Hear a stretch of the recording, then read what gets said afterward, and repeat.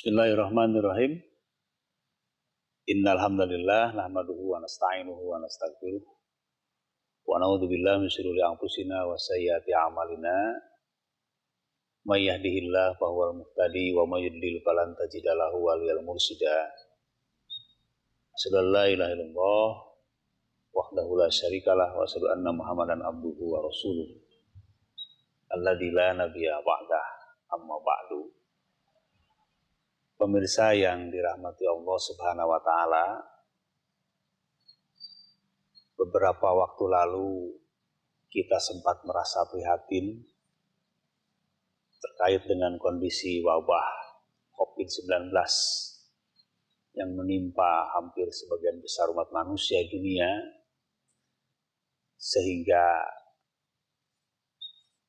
sempat kita untuk merasa terganggu, terutama di dalam melaksanakan ibadah kepada Allah.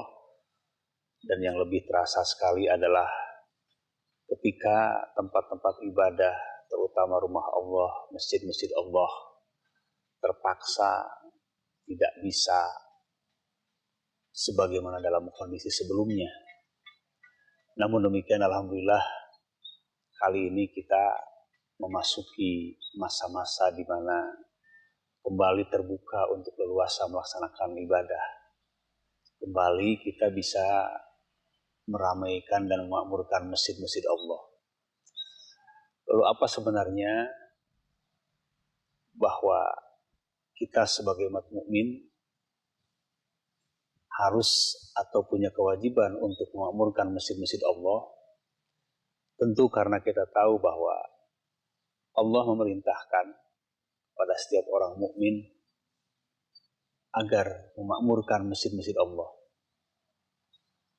Dalam surat At-Taubah ayat 16, firman Allah Subhanahu wa Ta'ala sangat jelas sekali menyatakan, A'udzubillahi minasyaitonir rajim, innama ya'muru masajidallah man amana billah wal yaumil akhir. Dalam ayat yang cukup panjang, setidaknya mengingatkan kepada kita bahwa hanyalah orang-orang mukmin yang bisa memakmurkan masjid-masjid Allah. Sering kita mendengar kata-kata makmur, kalimat makmur karena sudah menjadi bahasa kita sehari-hari. Lalu apa sebetulnya yang dikehendaki dalam ayat Al-Quran yang dimaksud dengan makna makmur? Sebenarnya makmur berawal dan berasal dari bahasa Arab, bahkan dari bahasa Al-Quran. Yang dalam bahasa kita bisa kita terjemahkan adalah ramai, semarak, tidak sepi. Sebaliknya adalah dari kata-kata al-kharum. Kemudian apa juga yang dimaksud dengan memakmurkan masjid Allah? Apakah sebatas meramaikan, menyemarakan? Tentu, karena kita paham betul dan kita tahu bahwa masjid juga sebagaimana makna aslinya, makna asalnya adalah tempat beribadah yang sangat strategis dan sentral, menampung seluruh umat Islam untuk bersujud kepada Allah.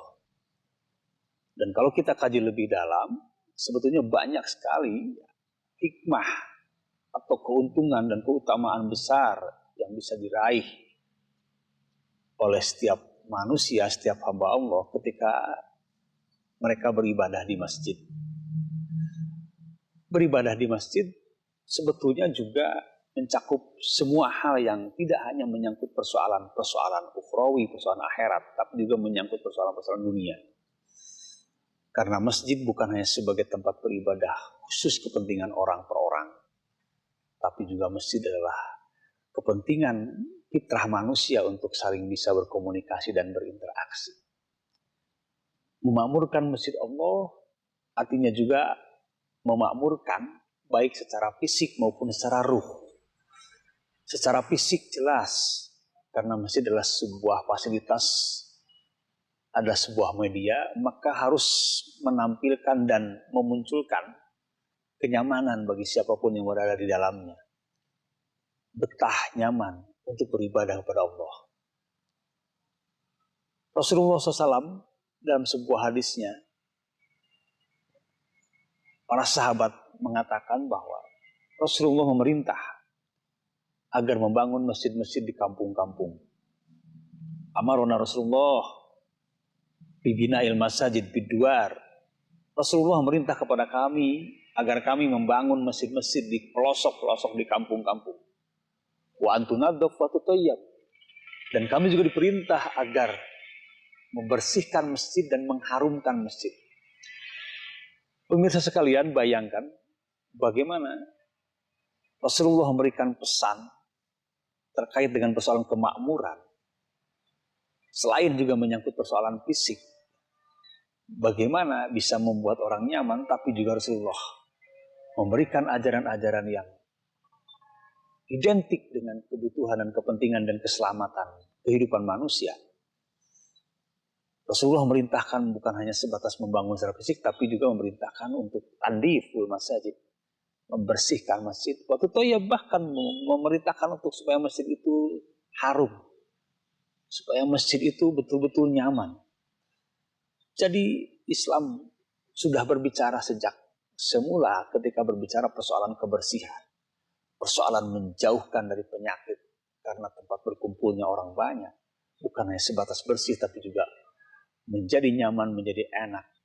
Waktu toyab diberikan nuansa-nuansa yang harum. Itu belum seberapa kalau kita berbicara soal kemakmuran masjid di satu sisi.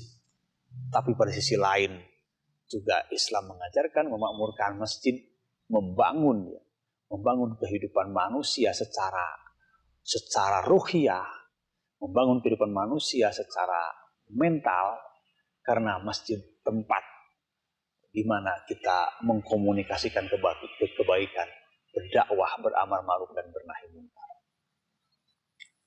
Dalam konteks beribadah di masjid kita tahu bagaimana masjid adalah tempat yang tidak pernah mengenal klasifikasi umat manusia. Di masjid bisa berkumpul beribadah siapapun dan dari manapun.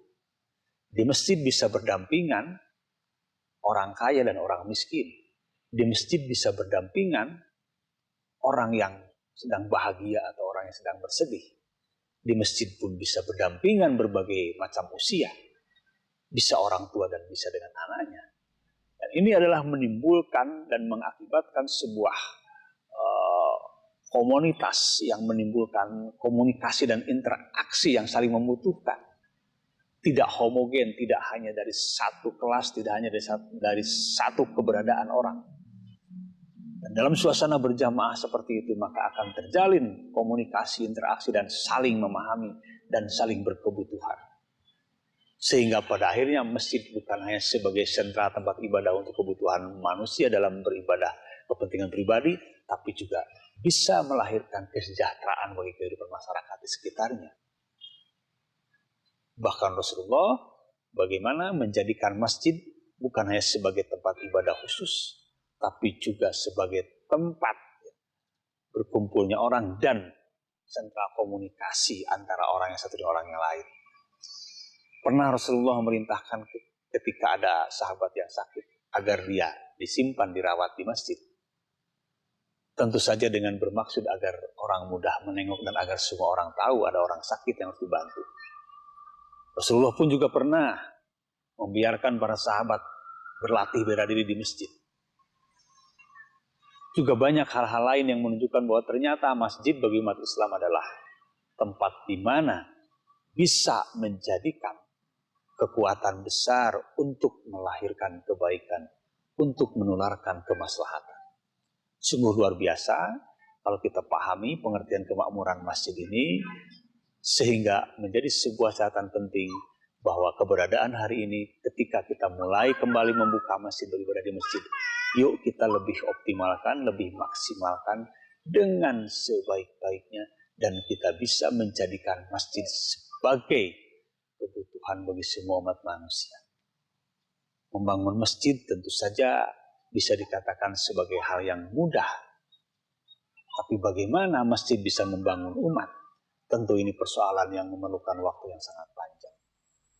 Bahkan Rasulullah pernah memberikan warning, memberikan perhatian bahwa pada suatu saat orang akan lupa tentang apa yang dimaksud memakmurkan masjid yang semestinya. Akan terjebak pada hal persoalan-persoalan fisik semata.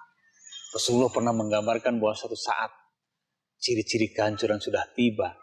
Selain beliau menggambarkan bahwa Islam hanya tinggal nama, beliau menggambarkan bahwa Al-Quran hanya tinggal tulisan, maka salah satunya juga beliau menyebutkan masajiduhum amirah. Pada suatu saat ciri-ciri kehancuran adalah ketika masajiduhum amirah, masjid-masjidnya makmur, walakin kharabun minal huda, tapi kosong dari hidayah.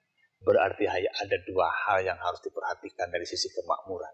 Tidak hanya berorientasi pada fisik, tapi yang terpenting dan lebih dibutuhkan adalah membangun mentalitas umat, membangun kemaslahatan umat, memberikan dakwah-dakwah kepada umat, dan mencerdaskan umat.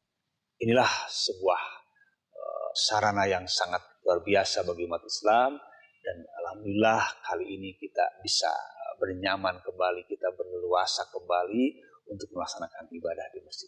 Mudah-mudahan kita termasuk pada golongan orang-orang yang senantiasa besar perhatian kita dalam rangka memakmurkan masjid-masjid Allah.